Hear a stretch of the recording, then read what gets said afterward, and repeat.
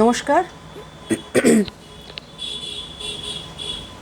পাকদণ্ডী বইয়ের প্রথম অধ্যায়ের দ্বিতীয় পরিচ্ছেদ আজকে পড়ছি। কারো মনের মধ্যে যদি বাড়ি বানানো যায় তো আমার মনে হাই উইন্ডস বাড়িটি তৈরি হয়ে আছে।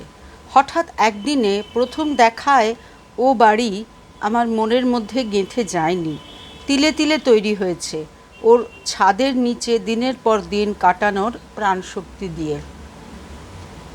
কাঠের মেঝে পা ফেললে এক একটা তক্তা ক্যাঁচ কোচ করে, তার ওপর নারকেল ছোবড়ার ম্যাটিং পাতা, ইঁকড়ার দেয়াল, তার ওপর পলেস্তারা দিয়ে চুনকাম করা, অসমান কর্কশ করুগেট টিনের ছাদ, তাতে অজস্র ছেঁদা বর্ষার জল চোঁয়াতো। টিনের ছাদের তলায় ক্যাম্বিসের সিলিং, তার উপর ধাড়ি ইঁদুররা রাতে দৌড়াদৌড়ি করত। নবাগত কেউ থাকলে ঘাবড়ে যেত। কাঁচের দরজা জানলা, চারদিকে ফলের গাছ, ফুলের গাছ, আর পিছনে অনেক নিচে, যেখানে তুঁত ফুলের গাছের পরেই আমাদের কাঁটাতারের বেড়া, তারও নিচে লাল পুলের তলায় সেই নদী কলকল করে দিনরাত বয়ে যেত। তুঁত গাছের তলায় দাঁড়িয়ে কান পেতে শুনলে শুঁয়োপোকাদের পাতা চিবোনোর কচর কচর শব্দ শোনা যেত। রেশমের দেশ ওই পাহাড়। ওখানকার লোকরা ঘরে ঘরে রেশমের সুতো কেটে মুগা তসর বুনত। নদীর ওপারেই লুম্পারিং পাহাড়, ঘন সরল বন। রাতে সেখানে হুতুম প্যাঁচা ডাকত আর খ্যাঁকশেয়াল খ্যাক খ্যাক করে হাসত। বনের পাশে চওড়া ফায়ার লাইন নদীর ধার থেকে পাহাড়ের মাথা অবধি উঠে গেছে, তারপর হয়তো ওধার দিয়ে আবার নেমে গেছে। পাহাড়ের ওধারে দেখবার জন্য মন ছটফট করত।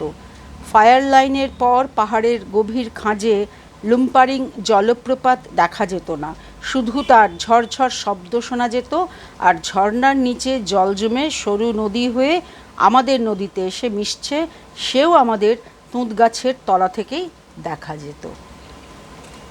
এই বাড়িতে আসার আগে কোনো বই টইয়ের ওপর তেমন করে চোখ পড়েনি। ছিল বই অবশ্যই, মা বাবার বিয়েতে পাওয়া, কিন্তু তাতে ছবি ছিল না। মার পড়ার শখ ছিল, সেকালের বিয়ে পড়া মেয়ে। মাসিক পত্রিকাও আসতো, ইংরেজি বাংলা, কিন্তু আমার সেদিকে চোখ পড়েনি।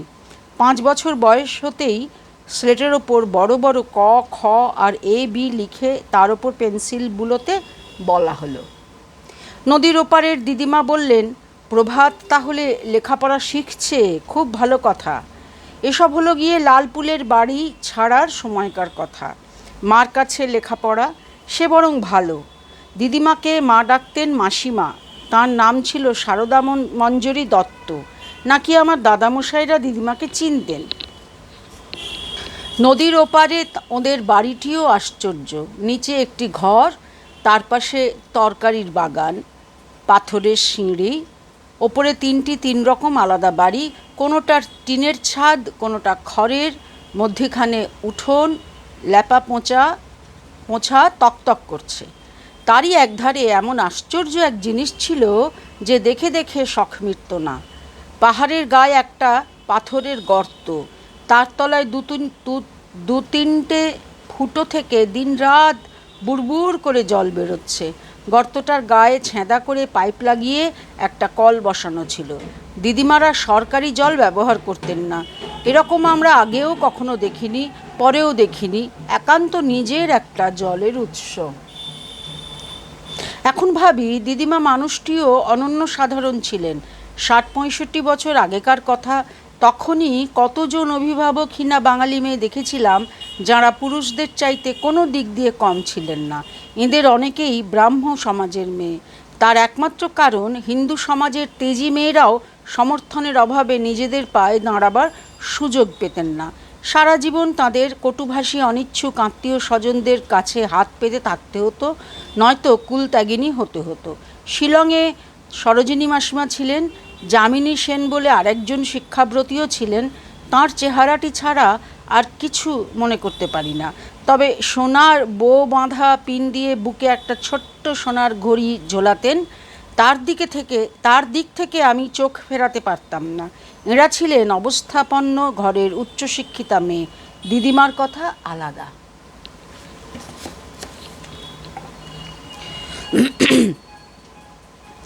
তাঁর চেহারা আমার ভুলবার কথা নয়। অনেক বছর পরে কলকাতায় মেয়ের কাছে মারা যান। ফুটফুটে ফর্সা ছোট্টখাট্ট মানুষটি অনবরত এবং চমৎকার গুছিয়ে কথা বলতেন।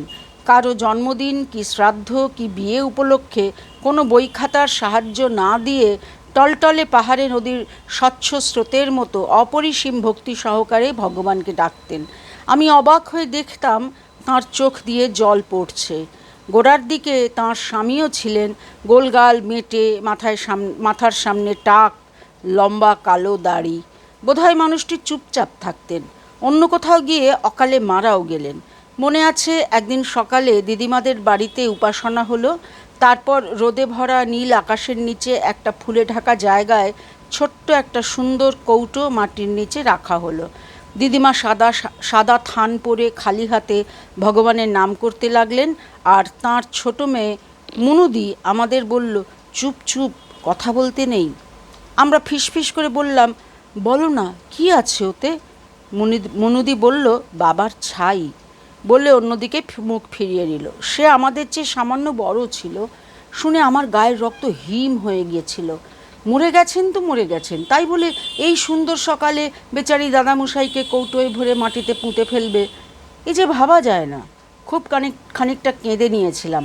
আর বলেছি তো, দিদি কখনো কাঁদবার সুযোগ ছাড়তো না। চোখ লাল হয়ে যেত, নাক ফোলাতো, সর্দি গড়াতো, ফোঁত ফোঁত শব্দ করত, ভারী বিশ্রী লাগতো। রাগে আমার কান্না সেরে যেত। খুব ছোটবেলার কথা সঠিক মনে রাখা শক্ত। কেবলই আগের ঘটনার ওপর পরের ঘটনার ছায়া পড়তে থাকে। তার ওপর গল্প হয় কাটা কাটা, আলাদা আলাদা কয়েকটা ছবি, কারো সঙ্গে কারো কোনো যোগ নেই, কিন্তু তাই দিয়েই এক একটা মানুষের ব্যক্তিত্ব তৈরি হয়। তার ওপর স্বকীয়তা এমনি করেই তিলে তিলে গড়ে ওঠে একটা দৃষ্টিভঙ্গি রচনা হয়। আমার এই আমিত্বটা ওইভাবেই গড়ে উঠেছিল। একথা বললে অবশ্যই সবটুকু বলা হয় না, কারণ পুরুষানুক্রমেও নিশ্চয়ই কিছু নিয়ে এসেছিলাম। আর শুধু মানুষই বা কেন, ওই নীল পাহাড়ে ঘেরা মাথার ওপর উপুর করা নীল গামলার তলায় মর্মর মুখরিত পাখির ডাকে চকিত যে পরিবেশে দিনগুলো কেটেছিল, তারাও তাদের ছায়া রেখে গেছে। সরল বনে যেই না পা দিয়েছি, অমনি টের পেয়েছি শিরশির সরসর করে ছোট ছোট জানোয়ারের মধ্যে সাড়া পড়ে গেছে। গাছের কোটরে চকচকে চোখ বুজে গেছে। মগডাল থেকে শাঁখের মতো সাদা পাখি উড়ে গেছে। এরাও তাদের চলে যাবার একটু শব্দ, একটু ডানার হাওয়া রেখে গেছে। এত কথা কি আর একখানি বইয়ের দুটি মলাটের মধ্যিখানে ধরে দেওয়া যায়? যা আমার নাগালের বাইরে রয়ে গেল, তাকে কোন ভাষায় বোঝাবো? যাকে ভুলে গেলাম, তার কি পরিচয় দেব? দূরে নীল আকাশের ওপর রূপলি রঙে আঁকা ছবির মতো বরফের পাহাড় দেখা যেত, তাও সব দিন নয়। যেদিন আকাশে কুয়াশা থাকতো না, সেদিন একটু উঁচু ফাঁকা জায়গায় গিয়ে দাঁড়ালে তবে দেখা যেত। একজন সুন্দর মানুষ মাঝে মাঝে আমাদের বাড়িতে এসে থাকতো। সে আমার ছোটো মাসি। তার নাম ছিল রমা। সাদা গোলাপের মতো সুন্দর, হাত পাগুলি পদ্ম ফুলের মতো। তার তখনও বিয়ে হয়নি।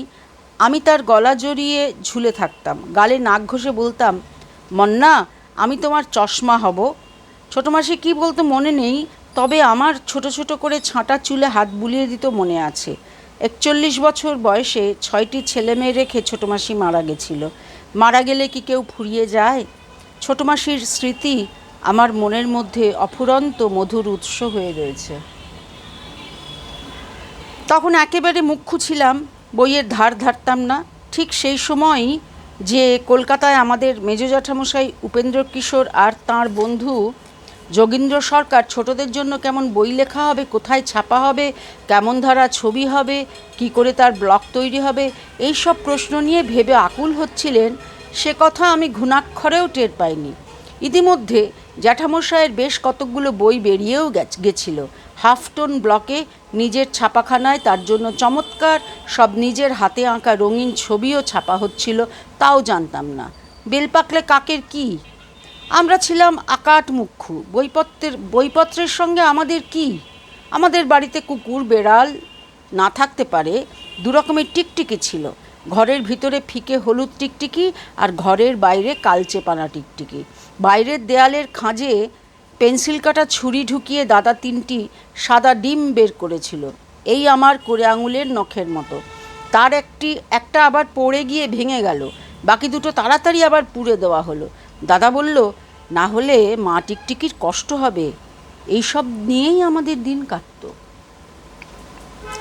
এই সময় আমার মার বড্ড অসুখ করলো, টনসিল পেকে বিষিয়ে উঠল। সকলের বড় ভাবনার কারণ হলো। আমরা এদিকে বাড়িতে দিনরাত মহা হট্টগোল করতাম। তাই আমাদের কয়েকদিনের জন্য নদীর ওপারে দিদিমার বাড়িতে পাঠানো হলো। পুল অনেক দূরে, আমরা পাথরের ওপর পা রেখে নদী পার হতাম। যেদিন নদীর মাথায় বৃষ্টি হতো, নদীতে ঢল নামতো, সব পাথর ডুবে যেত। জল নামার জন্য বসে থাকতে হতো। বেশিক্ষণ বসতে হতো না, দেখতে দেখতে বৃষ্টি নেমে যেত, ঢলের জল বড় পানিতে পৌঁছে যেত। আমাদের ছোট নদী যে কে সেই। মায়ের অসুখ শুনে ওই নদী পার হয়ে দিদিমা এসে আমাদের নিয়ে গেলেন। বলা বাহুল্য, দিদি কেঁদেছিল। দিদিমা গরম জলে আমাদের হাত মুখ মুছিয়ে দিয়ে গরম লুচি আর মোহনভোগ খাইয়ে মস্ত একটা খাটে প্রকাণ্ড এক লেপের নিচে শুইয়ে দিয়ে তাঁদের দেশের শিয়ালরা কেমন পাকা কাঁকুর খেয়ে যেত সেই সব গল্প বললেন। বাড়ির পিছনের নদীর কলকল আর সরল বনের শো শো শব্দ এতদূর থেকে শোনা যাচ্ছিল না, তবু আমরা খুব ঘুমিয়েছিলাম। সকালে দিদিমার ছেলে দেবপ্রসাদ মামা ওদের খোবানি গাছের পাকা ফল পেড়ে দিয়েছিল। বাড়ির পিছন দিকে একটা ছোট্ট বারান্দা ছিল, সেখানে একটা দাঁড় করানো পায়া দেওয়া টুকরি ছিল, তার মধ্যে নানা রঙের নতুন কাপড়ের ছাঁট ছিল। হয়তো ওগুলো মুনুমাসির প্রিয় জিনিস, কিন্তু দিদিমা ওর অনেকগুলো দিদির আর আমার হাত ভরে দিয়ে বললেন, কেঁদো না, এই দিয়ে পুতুলের জামা করো। জামা করবো না আরও কিছু। দিদির 5.5, আমার 4.5 বছর বয়স। পরে কাকমি উবিন কাঁচি দিয়ে ছোট চারকোনা ছাঁটগুলির মধ্যে একটা করে ছ্যাঁদা করে দিয়েছিল, তার মধ্যে দিয়ে মাথা গলিয়ে আমাদের ইতুপুতু এলে বেলেদের সে যে কি সুন্দর দেখিয়েছিল, সে আর কি বলবো। তাছাড়া দিদিমার বসবার ঘরে একটা চারকোনা জিনিস ছিল, তাতে হয়তো 100-150 রঙিন মাথাওয়ালা পিন গোঁজা থাকতো। দিদিমা সেটি নামিয়ে দিয়েছিলেন। একটা কাঁচের গোল কাগজ চাপা ছিল, সেটার ভিতরে ছোট্ট একটা বাড়ি দেখা যেত, তার পাশে একটা ন্যাড়া গাছ। কাগজ চাপাটাকে ঝাঁকালে কাচের গোলাটার ভিতর একরাশি সাদা বরফের কুঁচির মতো কি যেন উঠত। এসব দেখে দিদি পর্যন্ত কান্না ভুলে গেছিল। মনে হয় সেই জন্যই দিদিমা তাঁর বাড়ির যা কিছু সুন্দর এবং ভঙ্গুর জিনিস ছিল সব আমাদের নামিয়ে দিয়েছিলেন। দিদিমা ওখানকার মেয়েদের মিডল ইংলিশ স্কুলে পড়াতেন, তাই দিয়েই বোধহয় ওর সংসার চলত। কি করে এত পারতেন জানি না। এখন ভাবি কেমন মানুষ ছিলেন এরা সবাই। অনাত্মীয় পরের দিদিমা সেজে লেপের তলায় জায়গা করে দিতেন, ভালো জিনিস সব নামিয়ে দিতেন, হয়তো ভাঁড়ারে কখনো চাবি দিতেন না। আমরা তাকে কখনো কিছু দিয়েছি বলে মনে পড়ে না। মা ডাকতেন মাসিমা বলে। নিজের মাকে মায়ের বিশেষ মনে পড়তো না। সময় অসময় দিদিমার কাছে ছুটে যেতেন। দিদিমার বড় মেয়ে সুবর্ণ মাসির সঙ্গে ডক্টর সুন্দরীমোহন দাসের ছেলের বিয়ে হয়েছিল। মেজ মেয়ে লাবণ্য মাসির সঙ্গে কর্নেল মনীন্দ্র দাসের বিয়ে হয়েছিল। ভারী চমৎকার চেহারা ছিল তাঁর। সেজ মেয়ে আশা মাসির সঙ্গে ডক্টর মৃগেন্দ্রলাল মিত্রের বড় ছেলের বিয়ে হয়েছিল। কিন্তু দিদিমা ছিলেন অন্য জগতের মানুষ। একদিকে গোঁড়া ব্রাহ্ম আর অন্যদিকে সমুদ্রের মতো উদার। শিলংয়ের ব্রাহ্মদের সেকালের জীবন নিয়ে সুন্দর একখানি বইও লিখেছিলেন। বইটির নাম ভুলে গেছি। লেখিকার মতোই সরল, বলিষ্ঠ, অসংকোচ, সুন্দর লেখা। নিজে এসে আমাকে দিয়ে একখানা কিনিয়েছিলেন, সেই জন্য আমিই ঋণী। আমার কোনো বই তাঁকে কোনো দিন দিয়েছি বলে মনে পড়ছে না। ওই যা বলছিলাম, 2 দিন ছিলাম দিদিমার বাড়িতে। বিকেলে কাকমি উবিনের সঙ্গে আমাদের বেড়াতে পাঠিয়ে দিয়ে দিদিমা মাকে দেখে আসতেন। কাকমি উবিনের সঙ্গে ক্রিকেট খেলার মাঠে যেতে হলে সেই পাগলির বাড়ির সামনে দিয়ে যেতে হতো। এই ছিল মুশকিল। কিন্তু তারপরেই শশীবাবুর দোকান। সেখানে বড় বড় গোলাপি লজনচুস পাওয়া যেত, তার মধ্যেখানে ওই বড় একটা করে বাদাম থাকতো। পরদিন বেরিয়ে ফিরে আসতেই দিদিমা একগাল হেসে বললেন, ওরে তোদের মা ভালো আছে রে, তোরা সবাই কলকাতায় যাবি। শুনে আমরা কলকাতায় যাব? সেখানে আমরা বিলিতি আমরা পাওয়া যায়, জ্যাঠামশাইরা থাকেন, সে কি আনন্দ, সে কি উত্তেজনা। হয়তো তারপরেই আমরা বাড়ি ফিরেছিলাম। ভাবতেই পারছিলাম না আমরা সত্যি বড় বড় মোটরে চেপে গৌহাটি যাব, সেখান থেকে রেলগাড়িতে কলকাতা যাব। আমরা সবাই যাব, বাবা আমাদের নিয়ে যাবেন, তবে কাকমি উবিন যাবে না। গোঁড়া খাসিয়া মেয়েরা পাহাড় ছেড়ে কোথাও যেতে চাইতো না, অন্য লোকের বাড়িতে যে খেত না, রাত কাটাতো না, নিজেদের পোশাক ছাড়া কোনো বিদেশি পোশাক পরতো না, সেলাই করা জামা কাপড় ওরা ঘেন্না করত। ডান বগলের তলা দিয়ে বাঁ কাঁধের ওপর দিয়ে তাঁতে বোনা একটা গাঢ় রঙের কাপড় বাঁধত, আবার বাঁ বগলের তলা দিয়ে ডান কাঁধের ওপর দিয়ে আর একটা বাঁধত। মাথায় একটা চাদর বাঁধত, আবার পিঠের ওপর দিয়ে বড় একটা চাদর ঝুলিয়ে সামনে মস্ত গিঁট দিত। বড়লোকেরা গলায় সোনার আর লাল পলার বড় বড় পুঁতির মালা পরত, কানে কাঁচা সোনার চমৎকার গয়না পরত। বিদেশি জিনিস ওরা ঘেন্না করত। কাকমি উবিন যে আমাদের সঙ্গে কলকাতায় যাবে না সে বিষয়ে কোনো সন্দেহই ছিল না। বাবা আমাদের পৌঁছে দিয়ে আবার ফিরে গেলেন। সেই কলকাতায় আসা থেকে আমার বড় হওয়া শুরু হলো। আমার মেজো জ্যাঠামশায়ের বাড়িতে উঠলাম 22 নম্বর সুকিয়া স্ট্রিটে, দোতলা একটা ভাড়া বাড়ি, সামনে রক, তারপরেই ছাপাখানা। আমরা ঢুকতাম খিড়কি দোর দিয়ে, একটা গলি পেরিয়ে, পিছন দিকে একটা বারান্দার পাশের সিঁড়ি দিয়ে। সিঁড়ির দেয়ালে উপেন্দ্রকিশোর নিজের হাতে চমৎকার নকশা এঁকেছিলেন, তাই দেখে বাড়িওয়ালা মহা খুশি হয়ে ভাড়া বাড়িয়ে দিয়েছিলেন। একথা পরে শুনেছিলাম। বলেছিল অত কম ভাড়ায় নকশা করা বাড়ি পাওয়া যায় না। ওই সিঁড়িটি অনেক সময় ফেলে দেওয়া হাফটোন ছবির নানা রঙের চকচকে প্রুফে ভরে থাকতো। আমরা মহানন্দে কুড়িয়ে আনতাম। তার কেমন একটা গন্ধ ছিল। এখনও কোনো ছাপাখানায় গেলে ওই রকম গন্ধ পাই, মন কেমন করে।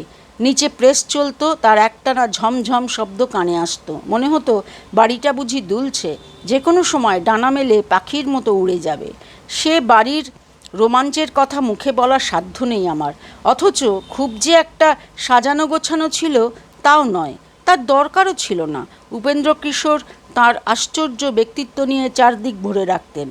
ওই বয়সেও বুঝতাম ওই যে ফর্সা দাড়িওয়ালা লোকটি ছবি আঁকেন, বেহালা বাজান, হারমোনিয়ামের সঙ্গে গান করেন, ছাপাখানার লোকরা যেই লম্বা লম্বা কাগজ দিয়ে যায় অমনি হাতে একটা কলম নিয়ে বসে পড়েন, উনি একজন বিশেষ মানুষ, আর কেউ ওর মতো নয়। এখন বুঝি যে তখনও তিনি ডায়াবেটিসে ভুগতেন, যার জন্য 2 বছরের মধ্যে মাত্র 52 বছরের বয়সে তাঁর অমূল্য জীবনটি শেষ হয়ে গেছিল। কীরকম চিকিৎসা হতো কে জানে। শুনেছি বিলেত থেকে কোনো বিশেষ ওষুধ আসতো, কিন্তু প্রথম মহাযুদ্ধের সময় সে ওষুধের চালান বন্ধ হয়ে গেছিল। তাতেই জ্যাঠামশায়ের কাল হয়েছিল। মনে আছে বিকেলে তিনি 1 প্লেট টুকরো করে কাটা পাকা পেঁপে আর কলা খেতেন, কাঁটা দিয়ে বিঁধিয়ে। কল্যাণ আর আমি হাঁ করে দেখতাম। তার আগে কাউকে কাঁটায় ফুটিয়ে কিছু খেতে দেখিনি। কাছে গিয়ে হাঁ করতাম। জ্যাঠামশাই বলতেন আগে পেঁপে তারপর কলা। সেটা আমাদের খুব পছন্দ ছিল না, কিন্তু কি আর করা। এখন ভাবি না পেঁপে না কলা কোনোটাই তাঁর পক্ষে খুব উপযুক্ত খাদ্য ছিল না। বাবার চাইতে খুব সুন্দর ছিল জ্যাঠামশায়ের, রং অনেক ফর্সা ছিল, কিন্তু বাবা মাথায় ছিলেন প্রায় 6 ফুট, পিটানো বলিষ্ঠ শরীর ছিল। জ্যাঠামশাই খানিকটা বেঁটে, শরীরও নরম। তবু একদিন বাবার কাঁধে হাত রেখে কল্যাণকে বলেছিলেন, জানিস আমি তোদের বাবার বড় ভাই, ইচ্ছে করলে তোদের বাবাকে আমি পেটাতে পারি। কথা শুনে হাসবো না কাঁদবো ভেবে পাইনি। কল্যাণ তো মুচকি হেসে সজোরে মাথা নেড়েছিল। বাবাকে পেটাতে পারে না আরও কিছু। পেটানোর ক্ষেত্রে বাবার ব্যুৎপত্তি নিয়ে সেদিন মনে মনে ভারী গর্ব হয়েছিল। বাড়িতে আরও লোক ছিল। আমাদের ছোট জ্যাঠামশাই কুলদারঞ্জন জ্যাঠাইমা মারা যাবার পর থেকে তাঁর ছেলে আর মেয়ে দুটিকে নিয়ে ওই বাড়িতে উঠে এসেছিলেন। ছোট জ্যাঠামশাই নাকি বাবাকে ভয় পেতেন, অন্তত তাই বলতেন। দেশে ছোটবেলায় ওদের 2 ভাইয়ের দৌরাত্ম্যে অতিষ্ঠ হয়ে পাড়ার লোকে ঠাকুমার কাছে দরবার করত।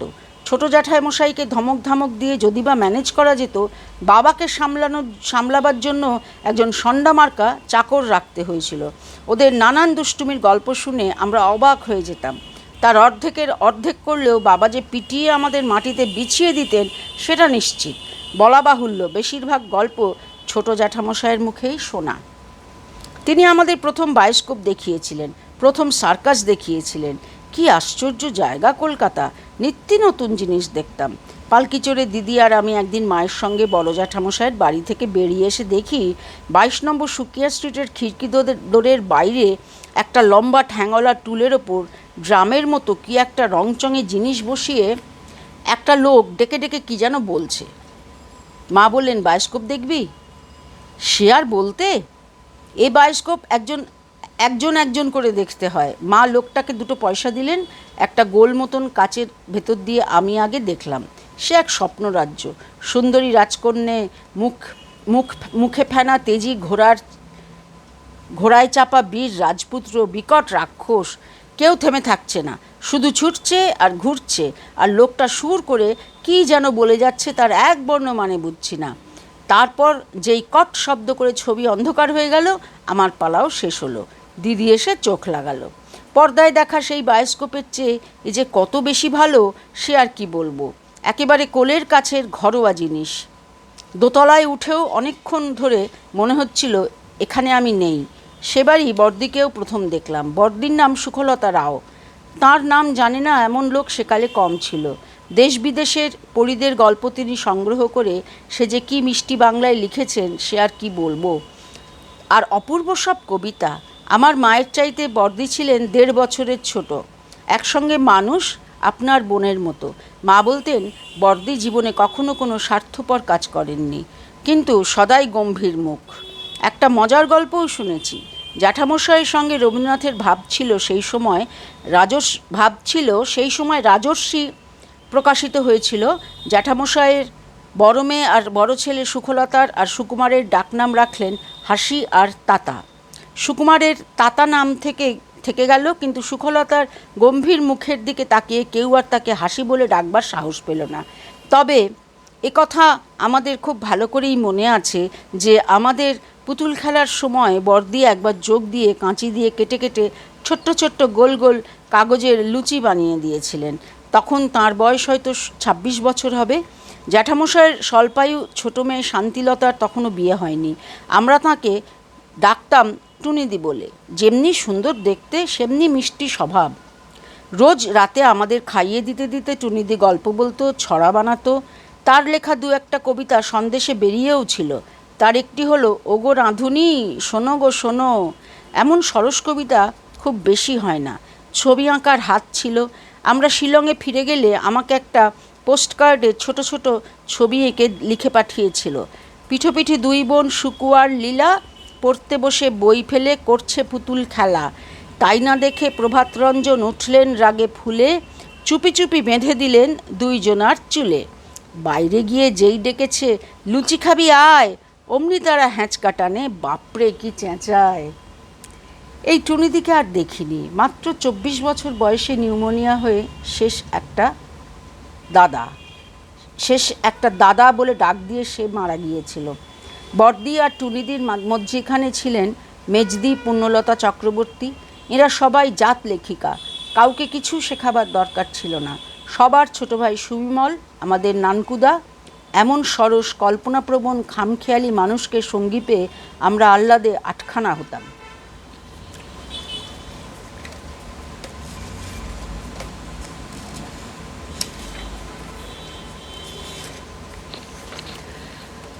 তিন নম্বর পরিচ্ছেদটাও পড়ি।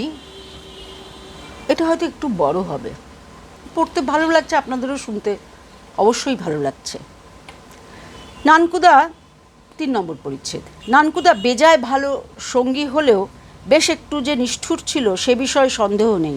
আমাদের বয়স 4, 5, 6। ও যা বলতো সব বিশ্বাস করতাম। একরকম বলতে গেলে ওর অনুগত ভক্ত ছিলাম। রোদে তাতানো ছাদে আমাদের খালি পায়ে হাঁটাতো।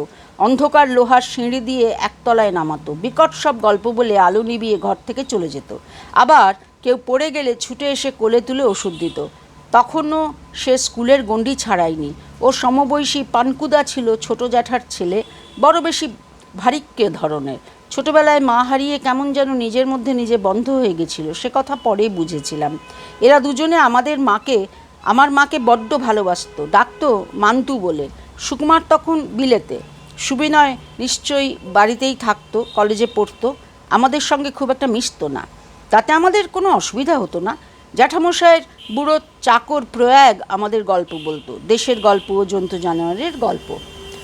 মনে আছে আমরা আসার কিছুদিন পরেই দেওয়ালি হলো। সুকিয়া স্ট্রিটের সব বাড়িতে তেলের পিদ্দিম জ্বালা হলো, আমাদের বাড়িতে ছাড়া। শুনলাম ব্রাহ্মদের কালী পুজোয় আলো জ্বালবার দরকার নেই। শুনে অবাক হলাম। শিলংয়ে আমাদের পাড়ার কাউকেই কালী পুজোয় আলো জ্বালতে দেখিনি। লাবানে নিশ্চয়ই পুজো হতো, কিন্তু তার কিছুই মনে নেই। আলো দিতে না পেরে মনমরা হয়ে ছাদে গিয়ে চক্ষু স্থির, চারদিকে আলোয় আলোময়, আর মাথার উপর এত ফানুস উঠছে যে আকাশটা প্রায় ঢেকে গেছে। মনে আছে একটা ফানুস ঠিক একটা হাতির আকারে তৈরি, সেটা আবার খুব নিচে দিয়ে উঠতে উঠতে হঠাৎ জ্বলে উঠল, আর দেখতে দেখতে পুড়ে ছাই হয়ে গেল। আমাদের সে কি দুঃখ! আরও মনে পড়ে আমার পিস্তুত বোন ময়নার 2 বছরের জন্মদিন হলো খুব ঘটা করে। অগুন্তি অতিথি এসেছিল। পিসেমশাইকে চিনত না এমন লোক ছিল না। তার নাম ছিল হেমেন্দ্রমোহন বসু। কুন্তলিন তেল আর দেলখোস সেন্ট তৈরি করে তিনি বিখ্যাত হয়ে গিয়েছিলেন। সে সময় আমাদের দেশে ওসব বিলাসদ্রব্য হতোই না প্রায়। পিসেমশাই ছিলেন অগ্রণীদের একজন। নানান বিষয়ে উৎসাহ ছিল তাঁর। তখন গ্রামোফোনের জন্য ডিস্কের বদলে সিলিন্ডার ব্যবহার হতো। পিসেমশাই সেই সময় রবীন্দ্রনাথের গাওয়া বঙ্কিমের বন্দে মাতরম গানটি রেকর্ড করেছিলেন। তাঁর ছেলেদের কাছে ওই সিলিন্ডারটি এখনও আছে, তবে কেমন অবস্থায় তা জানি না। বাড়িতে বায়োস্কোপ দেখাবার ব্যবস্থা করতেন তিনি। ময়নার জন্মদিনেও দেখানো হয়েছিল। তখনও পিসেমশাইয়ের নিজের বাড়ি হয়নি, কোনো আত্মীয়ের বাগানে জন্মদিন করা হলো। বাগানের মধ্যিখানে দেখলাম সবুজ একটা কাঠের টবে একটা সত্যিকার গাছ পোঁতা আছে। তার ডালে ডালে রঙিন কাঁচের গোলা, মোমবাতি আর অজস্র খেলনা ঝুলছে। গাছের মগডালে একটা পরী পুতুল। সব খেলনায় একটা করে নম্বর দেওয়া ছিল। সকলকে একটা ঝুড়ি থেকে ইচ্ছে মতো টিকিট তুলতে বলা হলো। টিকিটের যে নম্বর, সেই নম্বরের খেলনা সবাই পেল। পরী পুতুল কে পেল মনে নেই, কিন্তু আমি পেলাম রংচঙে বাক্সে চমৎকার ছবি দেওয়া ABC ব্লক। এত খুশি হয়েছিলাম যে তার পরদিনই বসে বসে A থেকে Z পর্যন্ত শেখা হয়ে গেল। ততদিনে বাংলা অক্ষরও চিনতে শিখেছি। বর্দি আমাদের হাসি খুশি আর মোহনভোগ বলে 2খানি বই দিয়েছিলেন। ওই আমার নিজের প্রথম বই। তারপর বাবা তাঁর বনে বনে জরিপের কাজ সেরে ফিরে এলেন। যামিনীদা দেশ থেকে ক্ষীরের ছাঁচ আর নারকেল নাড়ু নিয়ে ফিরল। আমাদের শিলংয়ে ফিরবার সময় হয়ে এলো। তার আগে হ্যারিসন রোডে পিসেমশাইয়ের ভাড়া বাড়িতে কয়েকদিন থাকা হলো। কি প্রকাণ্ড বাড়ি, আর কি ভয়ঙ্কর দুরন্ত পিসেমশাইয়ের সেসব ছেলেরা, আমাদের সমবয়সী, বিশেষত গণেশ আর কার্তিক বলে 2জন। তারা আমাদের যাকে বলে এক হাটে কিনে আর এক হাটে বেঁচে আসতে পারতো। কিন্তু ও বাড়িতে আমাদের বেজায় ভালো লাগতো। ওদের যেখানে যা ছিল সব আমাদের নিতে দিত। যখন খুশি যা খুশি নিজেরাও খেত, আমাদেরও দিত। 32.5 ভাজা, কুলপি, বরফ। তবে বড়রা যেমন ভালো, ছোটোগুলি তেমনই বাঁদর ছিল। মনে আছে আমার একটা পেয়ারের ডলি ছিল। একদিন গণেশদা বলল, বুঁদি একটা চোর, বুঁদির বিচার হবে। বুঁদি একটা চোর, বুঁদির বিচার হবে। কার্তিকদা বলল, হ্যাঁ হ্যাঁ, তা তো হবেই। চুরি করবে আর তার বিচার হবে না? বুঁদি ভেবেছে কি? চল ওকে ছাদে নিয়ে চল। এই বলে বুঁদি বেচারির ঠ্যাং ধরে ঝুলিয়ে ছাদে নিয়ে চলল। দেখলাম দাদাও কিছু বলছে না। আমি ভ্যাঁ ভ্যাঁ করে কাঁদতে কাঁদতে সঙ্গে গেলাম। বলা বাহুল্য, দিদিও এমন সুযোগ ছাড়ল না। ভীষ্মার ছেলে বাপির প্রায় আমার সমান বয়স। আমার ভাই কল্যাণ 1 বছরের ছোট। এরা হলো নীরব দর্শক। বিচারে বুঁদির ফাঁসির হুকুম হলো। শুধু তাই নয়, সঙ্গে সঙ্গে চিল ছাদের দরজার শিকলিতে দড়ি বেঁধে লটকেও দেওয়া হলো। তবু মরছে না দেখে ক্রিকেট ব্যাট দিয়ে ঠেঙিয়ে ঠেঙিয়ে ওর হাত পা খসিয়ে ফেলা হতে লাগলো। আমি আর সইতে না পেরে চিৎকার করে কাঁদতে কাঁদতে সিঁড়ি দিয়ে দৌড়ে নিচে নামতে লাগলাম। মুকুলদা তার নিজের ঘরে ছিল। সে আমাকে ধরে ফেলে চোখ মুছিয়ে তার সত্যিকার বাষ্প ইঞ্জিন টানার ট্রেন চালিয়ে দেখাতে লাগলো। কিছু দূর গিয়ে ইঞ্জিনটা আবার লাইন থেকে সরে হুড়মুড় করে পড়ল। ততক্ষণে আমার চোখের জল শুকিয়ে গেছিল। তখন মুকুলদার বয়স হয়তো 13-র বেশি নয়। এই মুকুলদা অন্য সকলের থেকে আলাদা একজন বিশেষ মানুষ। খুব ছোটবেলায় হাঁটু জখম হয়ে ওর একটা পা একটু ছোট হয়ে গেছিল। সারা জীবন ও সেই দুঃখ বয়ে বেরিয়েছে। সিনেমা জগতে ফটোগ্রাফির জন্য ওর ভারতজোড়া নাম। আমার চাইতে বছর 8 বড় হবে, বুদ্ধিমান, হৃদয়বান। এর পরেও আমার প্রয়োজনের সময় আমার পাশে এসে দাঁড়িয়েছে। সুদর্শন এই মানুষটির তুলনা নেই। আমি ওকে কখনো কিছু দিইনি, দেওয়া যায় না। বলা বাহুল্য, গণেশ দাদের যথেষ্ট বকাবকি করা এবং আমাকে একটা চমৎকার চোখ খোলা চোখ বোঝার ডলি কিনে দেওয়া হয়েছিল। এমনি করে তিলে তিলে আমাদের জীবনে রস রোমাঞ্চের অবতারণা হয়েছিল। ফিরে যাবার আগে আরেকটি ঘটনা ঘটেছিল। আমাদের ওপর যার প্রভাব ছিল সুদীর্ঘ ও সুদূর প্রসারী, সে হলো উপেন্দ্র কিশোরের সন্দেশ পত্রিকা প্রকাশ। 1 বৈশাখ 1320। সেদিনটি আমার এখনও মনে আছে। সন্ধেবেলা আমরা সকলে দোতলার বসবার ঘরে বসে আছি। দিদির আমার হাতের প্রথম সোনার চুরি হয়েছে, তার চকচকে রূপের দিকে থেকে চোখ ফেরাতে পারছি না। এমন সময় জ্যাঠামশাই হাসতে হাসতে ওপরে উঠে এলেন। হাতে তাঁর সন্দেশের প্রথম সংখ্যা। কি চমৎকার তার মলাট! গাল ভরা সন্দেশ, হাতে সন্দেশ, ভাই বোন শোভা পাচ্ছে। যতদূর মনে হয় এইটাই ছিল প্রথম মলাট। পরের বছর বোধহয় দাদু প্যাটার্নের একজন সন্দেশের হাঁড়ি আর সন্দেশ উঁচু করে ধরে রেখেছে, আর ভাই বোন সেগুলো পাবার জন্য প্রাণপণ চেষ্টা করছে। প্রতি বছর জ্যাঠামশাইয়ের আঁকা নতুন রঙিন মলাট হাফটনে ছাপা সাল তারিখ গুলিয়ে যায়। মা, বড়দিদি, টুনি দিদি সবাই মিলে যেরকম আনন্দ কোলাহল করে উঠলেন, তাতে আমাদেরও বুঝতে বাকি রইল না যে আজ একটা বিশেষ দিন। কবিতা গল্প আমাদের পড়ে শোনানো হয়েছিল, কিন্তু তার কিছুই মনে নেই। সন্দেশের ছোট্ট হরপের তখনও সুবিধা করতে পারতাম না। ওই যে জ্যাঠামশাই সন্দেশ ঢুকিয়ে দিলেন আমাদের জীবনে, আমার মনে হয় কালে কালে ওই আমাকে যতখানি প্রভাবিত করেছিল তেমন আর কিছু নয়, এমনকি জ্যাঠামশাই নিজেও না। 1913 সালের এই ঘটনার পর তিনি মাত্র 2 বছর বেঁচেছিলেন, কিন্তু আমার সমস্ত শৈশবের চিন্তার কেন্দ্রে ছিল ওই একটি ছোট মাসিক পত্রিকা, তার কবিতা, গল্প, ছবি, ধাঁধা। কোনো মানুষ না। জ্যাঠামশাই পরলোকে যাবার পরেও সে প্রভাব এতটুকু স্তিমিত হয়নি। কবে যে নিজে পড়ে বাংলা ভাষার রস গ্রহণ করতে শিখেছিলাম সে আর মনে নেই, কিন্তু সে যে সন্দেশ এবং জ্যাঠামশায়ের ইউ রায় অ্যান্ড সন্সের প্রকাশিত নানান অবিস্মরণীয় বইয়ের জন্যই সম্ভব হয়েছিল তাতে কোনো সন্দেহ নেই। কারণ 1914 সালে দিদি আমি লোরেটো কনভেন্টে ভর্তি হয়েছিলাম। সেখানে বাংলা তো পড়ানো হতোই না, তার ওপর সহপাঠিনীরা আর কোনো মাস্টারনিরাও যে নেটিভদের এবং নেটিভ ভাষার নিয়ম চালচলনকে ঘৃণা করে সেটা বুঝতে আমাদের দেরি লাগেনি। এর ফলে আমাদের কেমন একটা জেদ চেপে গেছিল। ইংরেজিতে তো ওদের সমান হয়ে উঠলামই, তার উপর বাড়িতে বাংলা বইয়ের সংগ্রহটি দিনে দিনে বেড়ে উঠতে লাগলো। ছেলেদের রামায়ণ, তার ছবিই বা কী অপূর্ব! অমন বিকট তারকারাক্ষসী অমন রং দিয়ে এঁকে ক্রিম লেড কাগজে অমন চমৎকার করে আজ পর্যন্ত কেউ এঁকেছে বলে শুনিনি। ছেলেদের মহাভারত আর সেই কবিতায় ছোট্ট রামায়ণ, বাংলা ভাষায় যার তুলনা নেই।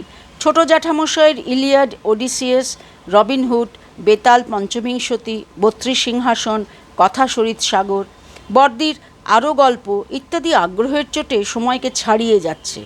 এসব হলো 1914-15 কথা।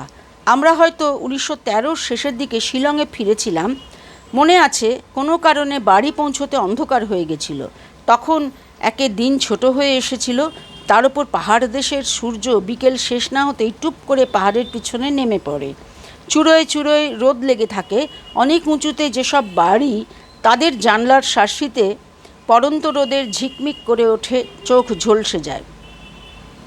পাহাড়তুলিতে তখনও ঝোপে ঝাড়ে জোনাকি পোকা জ্বলতে আরম্ভ করে দিয়েছে। গাছের তলায় তলায় অন্ধকার জমেছে। তারপর হঠাৎ কখন সব লেপে মুছে একাকার হয়ে গেল। পথের তেলের বাতি টিমটিম করে আর মাথার ওপরকার নীল আকাশটাকে গাঢ় বেগুনি দেখায়। তার ওপর লক্ষ লক্ষ তারা জ্বলতে থাকে। সে তারার আলোই বা কী? চাঁদ না থাকলেও চারদিক ফুটফুট করে। এই রকম দিনে, এই রকম সময়ে আমরা ক্লান্ত শরীরে হাইউইন্ডসে এসে পৌঁছলাম। লাল গেটের কাছ থেকে দেখতে পেলাম কাঁচের জানলার পিছনে সারি সারি তেলের ল্যাম্প জ্বলছে। সামনের দরজা খোলা, বারান্দায় লোকজন, সব মিলিয়ে যেন হাত বাড়িয়ে আমাদের কোলে তুলে নিল। অমনি সব ক্লান্তি, সব বিরক্তি দূর হয়ে গেল। আমরা গেট থেকে এক দৌড়ে কাঁকর দেওয়া পথ দিয়ে নেমে বারান্দায় গিয়ে উঠলাম। সেখানে অমর কাকাবাবু, খুড়িমা, হরিচরণ, নন্দ আমাদের জন্যেই পথ চেয়েছিলেন। গত 6টা মাস সঙ্গে সঙ্গে মন থেকে মুছে গেল। এই তো আমাদের নিজেদের জায়গাটিতে ফিরে এসেছি। এত আরাম, এত নিশ্চিন্ত নিরাপত্তা আর কোথাও নেই। অমর কাকাবাবু বাবাদের অফিসের অফিসার। তাঁরা যে আমাদের সত্যিকারের কেউ নন, এই জ্ঞান যখন হয়েছিল তখন বুকটা টনটন করে উঠেছিল। অন্যদের কি হয় জানি না, ছোটবেলা থেকে আমার কিন্তু বেজায় দুঃখ হলে বুকের ভিতরটা সত্যি সত্যি ব্যথা করতে থাকে। আমাদের বাড়ির সামনেই ফিরিঙ্গিদের সরকারি স্কুল, পাইন মাউন্ট স্কুল, সেখানকার মেমরা আমাদের পাশের বাড়িতে থাকতেন। তারপরেই নরেস্ক, প্রায় অবিকল হাইউইন্ডসের মতো 2 বাড়ির একই মালিক। নরেস্কে অমর কাকাবাবুরা থাকতেন। ভারী ফ্যাশনেবল ছিলেন ওরা। কেমন সাদা পোশাক পরা বাবুর্চি ওদের রান্না করত। কাকাবাবু কাঁটা চামচে খেতেন, আর খুড়িমা যে কী সুন্দরী ছিলেন সে আর কি বলবো। কি সুন্দর সব গোলাপি নীল রেশমি শাড়ি পরতেন, দেখে দিদি আমি মুগ্ধ হয়ে যেতাম। আমাদের বাড়িতে যে বাঙালি ব্যবস্থা এটাও তখন বুঝতাম না। শীতের দেশ, টেবিলে খাওয়া হতো, এই যা তফাৎ। 22 নম্বর সুকিয়া স্ট্রিটে পিঁড়ি পেতে বড় বড় কাঁসার থালায় সবাই খেতাম।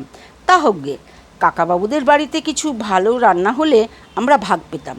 মাঝে মাঝে পার্টি হতো, যা ঝর্তি পড়তি বাকি থাকতো পরদিন তার খানিকটা আমাদের বাড়িতে আসতো। রোজ দুবেলা যদি দেখা না হতো সে বড় আশ্চর্য ব্যাপার হতো। থাকতাম 2 বাড়িতে, বড়রা যে যার নিজেদের জীবন কাটাবেন, কিন্তু আমাদের দিন কাটতো একসঙ্গে গাদাগাদি করে। শুধু খাবার সময় যে যার বাড়ি যেতাম।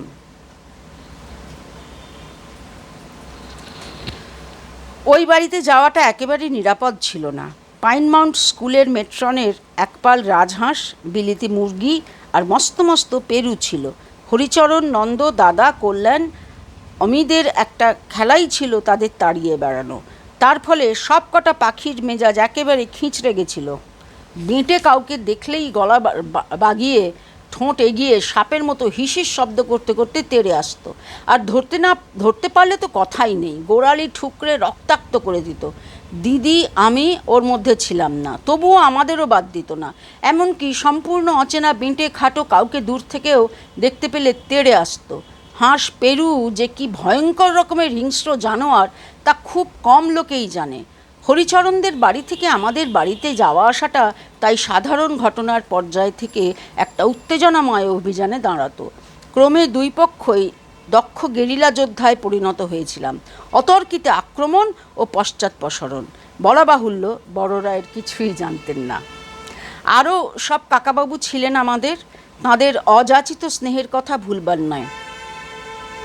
সবাই বাবাদের আপিসে কাজ করতেন। প্রফুল্ল কাকাবাবুরা লাল পুলের ওপর আমাদের সেই পুরনো বাড়িতে থাকতেন। ও বাড়ির নাড়ু, নীলু, হরিচরণ, নন্দর মতোই আমাদের খেলার সাথী ও সমবয়সী। সারা জীবন আমরা এদের কাছাকাছি বাস করেছি। আজ পর্যন্ত এরা আমাদের অন্তরের অন্তরঙ্গ। কে বলেছে এরা আমাদের সত্যিকার আত্মীয় নয়? কয়েক বছর পরের ঘটনা মনে পড়ছে। আমরা সকলেই তখন কলকাতার বাসিন্দা, ভবানীপুরের অধিবাসী। মায়ের হলো নিউমোনিয়া, যায় অবস্থা, 4 বেলা ডাক্তার আসেন, কিছু টাকার টানাটানি পড়ল। কাকাবাবুরা বাবার জুনিয়র, তাঁদের সাহায্য নেবার কথা বাবা মনেও স্থান দিতে পারেন না। তাঁরা দুজনেই চুপি চুপি নোটের তাড়া এনে দিদির আমার হাতে গুঁজে দিয়ে গেছিলেন। বলেছিলেন, বাবাকে বলিস না। আমরা একটি কথাও বলতে পারিনি। বাবা যখন শুনলেন আমাদের একটুও বকলেন না, অনেকক্ষণ চুপ করে বসে রইলেন। মা ভালো হয়ে গেলে সেই টাকা কাকাবাবুদের দিয়ে আসা হয়েছিল। এই রকম নিশ্চিন্ত নিরাপত্তায়, স্নেহে, প্রেমে আমার ছোটোবেলাটা কেটেছিল। তাই আমার আজ পর্যন্ত যত লোক দেখি প্রায় সকলকে ভালো লাগে। ওই ভালো লাগাটা একতরফা হলেও ভালো লাগে। আমার সব চিন্তা, সব কাজের পিছনে সবাইকে আর প্রায় সব কিছুকে এই ভালো লাগাটা কাজ করে। আমার ব্যাঙ পর্যন্ত ভালো লাগে, মাকড়সাও ভালো লাগে, তবে একটু দূর থেকে। কলকাতা থেকে ফিরেই আবার শিলংয়ের পুরনো জীবনে ঝাঁপিয়ে পড়েছিলাম। বাড়ির পূবে সিসিল ঝোপের বেড়ায় দিনের বেলাও ঝিঝি পোকা ডাকত।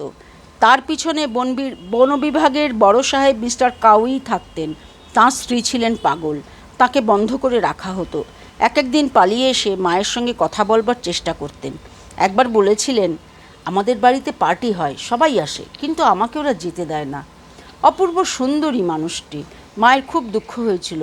একটু পরেই আয়া, নার্স, বেয়ারা সবাই ছুটে এসে তাঁকে বাড়ি নিয়ে গেছিল। কাউই সাহেবের গোটা 10 সোনালি রঙের বিলিতি বেড়াল ছিল। তাদের কি আহ্লাদ! দেখে আমাদের গা জ্বলে যেত। তারা টিনের মাছ খেত, গাছে চড়তে পারত না। পাড়ার বেড়ালরা তাদের ওপর হাড়ে চটা ছিল, দেখলেই তারা করত। তারাও ম্যাও ম্যাও করতে করতে ঘরে পালাতো আর বয় বেয়ারার ঠ্যাঙা নিয়ে পাতি বেড়ালদের ভাগাতো। বিশেষ করে একটা ছাই রঙের হুলো ছিল সবচাইতে গোয়ার গোবিন্দ। একদিন একটা হলুদ বেড়ালকে একলা পেয়ে হুলো তাকে তাড়িয়ে আমাদের বাড়িতে নিয়ে এলো। সে বেচারা গাছে চড়তে পারে না, তবু মরিয়া হয়ে তরতর করে আমাদের সরল গাছের মগডালে চড়ে বসলো। হুলোর গাছে চড়া হলো না। হাঁকডাক শুনে বয় বেয়ারারা বাঁশ নিয়ে এসে তাকে ভাগালো। তারপর হলো মজা। আহ্লাদে আর নামতে পারে না। সাহেবের পেয়ারের চাকররা গাছে চড়তে পারে না। শেষটা একটা লম্বা মই এনে তাকে নামানো হলো। ওই হুলো কিন্তু মহাপাজি ছিল। মাঝে মাঝে আমাদের মাছ খেয়ে যেত। সেকালে ওখানে সপ্তাহে 2 দিন বাজার বসতো, তখন মাছ পাওয়া যেত। সকলে মাছ ভেজে 2-3 দিন ধরে খেত। ঠান্ডা জায়গা, নষ্ট হতো না। আমাদের রান্নাঘরের ছাদ থেকে শিকে ঝুলতো। শেষটা যামিনীদা ওই শিকেতে ভাজা মাছ তুলে রাখলো। হুলো হন্যে হয়ে স্কাইলাইটে চড়ে সেখান থেকে লাফ দিয়ে মাছ নামিয়ে কতক খেয়ে কতক নষ্ট করে দিয়ে চলে গেল। ভয়ানক রেগে গেছিলাম। সেই রাতে স্বপ্ন দেখলাম আমি বসে আছি, একেবারে আমার গা ঘেঁষে হুলো যাচ্ছে। হাতে কোনো হাতিয়ার নেই, কিন্তু এমন সুযোগ তো ছাড়া যায় না। দিলাম কষে হুলোর গালে এক প্রচণ্ড চপেটাঘাত। দিদি সুতো আমার পাশে, মস্ত বড় একটা লেপের নিচে ওর নরম গরম পায়ে পা লাগিয়ে আমার ঠান্ডা গা গরম করতাম বলে এমনিতেই ওই ব্যবস্থা ওর পছন্দ ছিল না। তার উপর আজ রাতের চটটা গিয়ে ওর গালে পড়াতে ঠান্ডা মানুষটা রেগে মেগে উঠে বসে বলল, ও কি হচ্ছে? আমাকে চর মারছিস কেন? আমি বললাম, ঘুমিয়ে ঘুমিয়ে স্বপ্নে মারছি রে, ও সত্যিকার চর নয়। দিদি বলল, আমিও ঘুমিয়ে ঘুমিয়ে স্বপ্নে তোকে মারছি। এই বলে আমাকে 2 ঘা দিয়ে পাশ ফিরে শুলো। এরপরে জালের ডুলি কেনা হলো, তাতে মাছ বন্ধ করে রাখা হতো। এর মধ্যে কলকাতা থেকে চিঠি এলো, বড়মাসিমা তাঁর ছোট মেয়ে নতুনকে নিয়ে শিলংয়ে আসছেন। মেসোমশাই তখন বিলেতে, তিনি না ফেরা অবধি মাসিমারা আমাদের সঙ্গে থাকবেন। খুব খুশি হয়েছিলাম। সেকালে কেউ বড় বড় পরিবারে আপত্তির কারণ আমরাও ততদিনে বাড়তে বাড়তে 2 বোন 4 ভাইতে দাঁড়িয়েছি। বোনের সংখ্যা এবার বাড়বে ভেবে দিদির আমার মহা উৎসাহ। আর মায়ের নিজের মানুষ বলতে ওই 2টি বোন, আর তার কেউ ছিল না। সেই বোন 2টি মায়ের চোখের মণি। বড় মাসিমা মায়ের চেয়ে 2 বছরের বড় ছিলেন। আমরা মোটর আপিসে আনতে গেলাম। মস্ত গাড়ি থেকে নামলেন। এখন হলে বলতাম বাস, কিন্তু তখনও বাস কথাটার চল হয়নি। কলকাতার রাস্তাতেও বাস চলতো না, শুধু ট্রাম চলতো। বড় মাসিমার চমৎকার চেহারা ছিল। মার চাইতে মাথায় সামান্য লম্বা, শক্ত বলিষ্ঠ শরীর, চোখে সোনার চশমা। মায়ের মতো অতটা ফর্সা না হলেও খুব সুন্দর রং, আর নতুন একটা মোমের ডলির মতো সুন্দর। দুঃখের বিষয়, আমরা কোলে নেবার চেষ্টা করলে চ্যাঁ ভ্যাঁ করে মুখ ফিরিয়ে হাত দিয়ে আমাদের ঠেলে দিত। মাসিমা তাড়াতাড়ি ওকে তুলে নিয়ে বলতেন, আহা, ওকে বিরক্ত করো না, তোমাদের তো আর চেনে না। আমাদের ফুর্তি কোথায় উবে গেল। বড় সুন্দর ছিল নটন। যেমনই চোখ নাক মুখ তেমনই সুন্দর কোঁকড়া চুল, ভুরু যেন তুলে দিয়ে আঁকা। বড় বড় চোখ দুটো খুললে পদ্মগুলো ভুরুতে ঠেকত। এমন সুন্দর মেয়ে আমি কম দেখেছি। তবে ওই যা বললাম, বেজায় আহ্লাদি। নিজের মাকে ছেড়ে 1 মিনিট থাকবে না, আমাদের খেলায় যোগ দেবে না। বয়স প্রায় 3। ওর সঙ্গে ভাব করতে আমাদের অনেক বেগ পেতে হয়েছিল। পরে দেখলাম স্বভাবটাও তেমনই মিষ্টি। কারো সঙ্গে ঝগড়া করে না, কটু কথা বলে না। আমার সেজো ভাই অমিয় ওর চাইতে 3 মাসের বড়। সে কেবলই ওর পেছনে লাগত। ভাবও ছিল যথেষ্ট। একসঙ্গে খেলাধুলো হতো। পরিদের মতো দেখতে নটন, আর কালো কোলো গাঁট্টা অমি। মনে আছে সেই সময় আমাদের নিজেদের চেহারা সম্বন্ধে আমাদের চোখ ফোটেনি। একদিন শুনেছিলাম মাসিমা মাকে বলছেন, ওই সব কালো মেয়ে নিয়ে তোকে মুশকিলে পড়তে হবে।